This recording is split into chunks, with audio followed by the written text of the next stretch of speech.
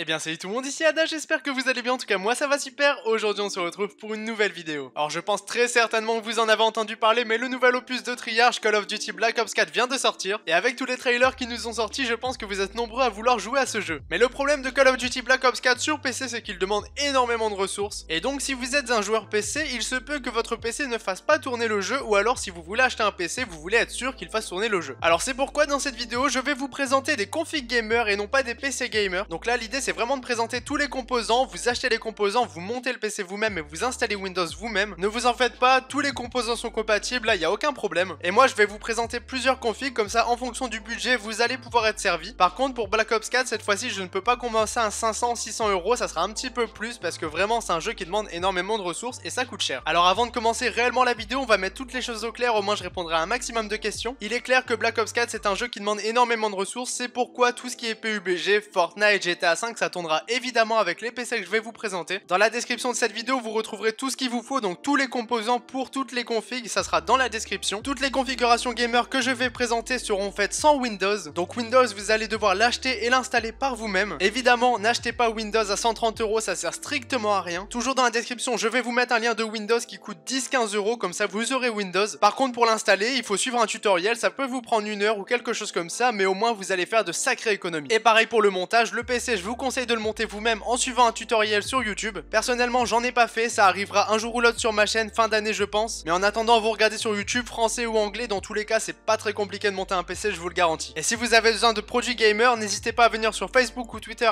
@leconseiltech, je vous conseille un maximum. Et encore une fois désolé pour le retard, je réponds à tout le monde mais c'est un petit peu long, j'ai vraiment beaucoup de messages. Et j'ai aussi oublié de vous préciser dans la description tous les liens, ça vient de Rue du Commerce et je rappelle que Rue du Commerce c'est Carrefour, donc niveau fiabilité on est bon, et si vous connaissez Top Achat, bah c'est aussi Top Achat, c'est exactement le même groupe. Maintenant que tout ça est dit les amis, on va pouvoir commencer avec la vidéo. Alors pour faire tourner Black Ops 4, la configuration minimale c'est vraiment un processeur pas fou, donc un Ryzen 3 par exemple, 8Go de RAM, une carte graphique style GTX 660, mais le problème avec cette config c'est que ça fait tourner le jeu en 720p, en 30 fps et en low, donc c'est vraiment nul. Moi le but des configurations que je vous présente c'est de faire tourner le jeu en 1080p, en very high niveau graphique et à 60 fps. Et aussi le but c'est de faire tourner les jeux qui sortiront en 2019, c'est pourquoi il faut pas prendre une config trop pourrie non plus. Alors pour la première configuration les amis, j'ai décidé de faire une petite concession sur le processeur, donc je vous mets un i3 8100. Oui je sais c'est du i3 mais c'est un i3 gaming, donc ce processeur c'est un bon processeur pour jouer, mais c'est vraiment que pour jouer qu'il sert. Après pour tout ce qui est montage etc, il faudra prendre un autre processeur dans cette vidéo, mais celui-ci c'est vraiment purement gaming, c'est pour ça qu'il est moins cher et qu'il est plus abordable. Ensuite niveau carte mère on se met une Gigabyte Z370p D3, dans une carte mère très simple ATX socket 1151 qui est compatible avec le processeur. Vous avez l'USB 3.0 etc. Ensuite niveau de la RAM, là je vous ai dit il faut augmenter, donc on va passer sur 2 barrettes de 8Go de RAM. Après niveau carte graphique on passe sur un mini mastodonte que j'aime bien, donc la GTX 1060 6Go. C'est une carte graphique qui permet de faire tourner tous les jeux du moment dans tous les cas. Après si votre PC est équipé d'une 1050 Ti de 16Go de RAM et du i3 8100, le jeu tournera, mais par contre pour le Full HD vous vous mettrez en médium, il sera tourné vers 45-50 fps. Mais moi je vous conseille vraiment de rester sur les configurations que je vous annonce. Ensuite niveau stockage je mets un truc basique, donc un TO2 disque dur et pas d'SSD, mais après évidemment tout ça s'échange par la suite, ça se rajoute si vous voulez un SSD. Ensuite niveau alimentation on passe sur une 600 watts, comme ça on est sûr qu'il n'y a pas de problème. Et au niveau du boîtier vous pouvez le changer évidemment tant que vous prenez un ATX, mais vous pouvez prendre le Calling Stronghold, il est très bien. Alors voilà pour cette première configuration, donc on sera dans les 800 euros, donc plutôt vers 830. Tous les PC que je présente aussi n'ont pas de carte Wi-Fi, vous pouvez en ajouter une si vous voulez, mais moi personnellement je décide de ne pas en mettre sur mes PC, je mets plutôt un boîtier Netgear, je vous mets un lien en description. Et donc je rappelle qu'avec cette config vous faites tourner le jeu en 1080p en very high à 60 fps. Et après si vous vous mettez en medium par exemple, vous serez à plus de 60 fps, donc là c'est vraiment top pour la fluidité. Ensuite pour la deuxième configuration de cette vidéo, c'est clairement le processeur qui va faire la différence. Donc là au niveau des caractéristiques en jeu, ça sera vraiment la même chose. Vous serez toujours à 60 fps en very high Full HD, mais la différence avec cette nouvelle configuration c'est vraiment pour le montage etc, pour les tâches que vous allez pouvoir faire à côté, parce que tout simplement le processeur que je vais vous présenter est plus puissant. Donc clairement si vous avez un petit peu plus de budget, vous pouvez partir sur ce processeur pour avoir un PC un petit peu plus puissant. Donc au niveau de la configuration, donc cette fois-ci on se retrouve avec un AMD Ryzen 5 1600X. Au niveau de la carte mère on prend une MSI B450 Gaming Plus, la RAM toujours la même, donc 2 barrettes de 8Go de RAM. La carte graphique ça ne change à nouveau pas, donc une GTX 1060 qui a 6Go. Disque dur 1 TO, alimentation 600 watts, là il n'y a vraiment rien qui change. Le boîtier vous pouvez laisser le même ou prendre par exemple le Aerocool Cyclone RGB qui est vraiment très design, mais ça c'est en fonction de vos goûts. Donc au final ce qui change dans la config c'est le processeur, la carte mère et la RAM, donc pour que ça soit compatible avec de l'AMD. Et donc cette configuration reviendra à peu peu près à 970 €. Et oui, je sais, ça commence à piquer, mais je vous avais prévu. Alors ensuite les amis, on passe vraiment à la gamme supérieure au niveau des PC. Donc là, le PC que je vais vous présenter vous permettra de faire du montage, du streaming, etc. Mais attention, ça reste plus un PC pour les gamers plutôt qu'un PC pour les streamers, parce qu'un PC pour les streamers, j'aurais mis un meilleur processeur. Mais ne vous inquiétez pas, je vous ferai tôt ou tard une vidéo spécialement pour les streamers. Alors au niveau de la configuration, on se retrouve avec un Intel Core i5 8600, donc un i5 de dernière génération, tout comme le i3 que je vous ai présenté au début de la vidéo. Donc là, c'est clairement un processeur multitâche pour le gaming, pour faire du montage, etc.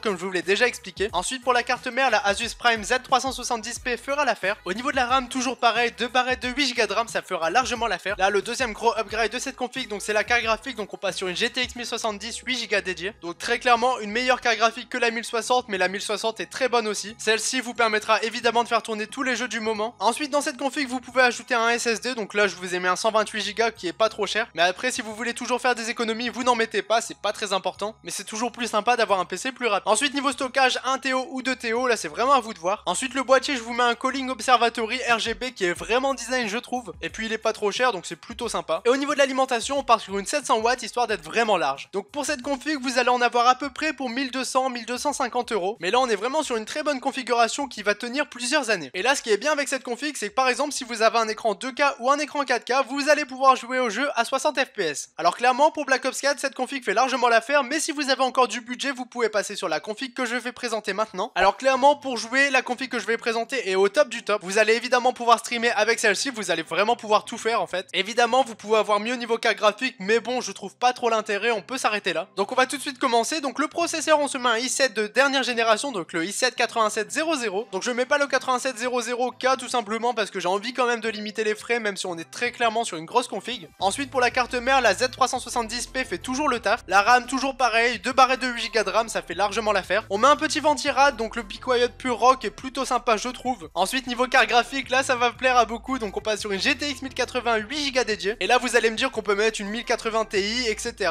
Oui, je suis d'accord, mais bon, je veux quand même limiter les frais. Mais si vous voulez une meilleure carte graphique, vous pouvez prendre la 1080, il n'y a pas de problème. Ensuite, au niveau du stockage, 256 Go de SSD, vous pouvez mettre plus, là c'est votre choix. Accompagné de 2 TO de stockage, comme ça on est vraiment large. Le boîtier, je vous laisse choisir, toujours pareil, un boîtier ATX, ça fait l'affaire. Moi personnellement, je vous recommande le Spirit of Gamer ROG 4. Il est RGB, il est beau, il est design, donc vraiment tout ce qu'il faut. Et enfin, niveau alimentation, une alimentation 700 watts, ça fera l'affaire. Donc clairement, cette configuration est au top du top, vous pouvez tout faire avec, vous pouvez jouer à tous les jeux. Évidemment, BO4 tournera en 4K 60 FPS, vous allez pouvoir en stream en bonne qualité. C'est une config au top du top qui coûte quand même 1600 balles, donc là si vous les avez, tant mieux pour vous. Mais n'oubliez pas que la première config est à 800 €, donc ça fait tourner le jeu, donc si vous avez pas trop le budget, j'ai aussi pensé à vous. Donc en tout cas les amis, moi j'en ai terminé avec cette vidéo, donc j'espère vraiment qu'elle vous aura plu. N'hésitez pas à mettre un petit pouce bleu si c'est le cas. Si vous voulez que je réalise une vidéo en particulier dans ce style, n'hésitez pas à me le dire dans les commentaires. Moi je vous laisse là-dessus, je vous souhaite de passer des bonnes parties sur Black Ops 4 et de ne pas trop rager. C'était Yada, à la prochaine tout le monde. Salut.